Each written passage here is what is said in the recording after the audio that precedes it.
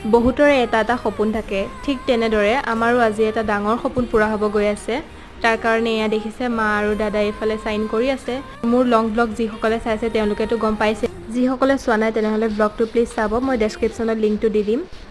আজি আহিলোঁ আমি গাড়ী ল'বলৈ বজৰাং কাৰ ৱৰ্ল্ডত। চ' বহুত দিনৰ পৰা আশা আছিল মা আৰু দেউতাৰ লগতে দাদা আৰু মোৰো। চ' তাৰ কাৰণে এয়া বজৰাং কাৰ ৱৰ্ল্ডত আহিলোঁ।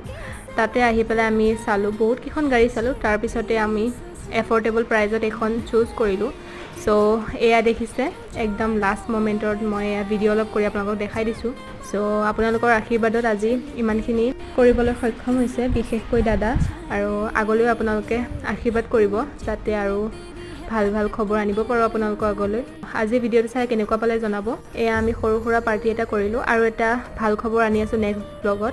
যিসকলে নতুনকৈ মোৰ ভিডিঅ' চাই আছে প্লিজ ছাবস্ক্ৰাইব কৰি ল'ব। চ' আজিলৈ আহি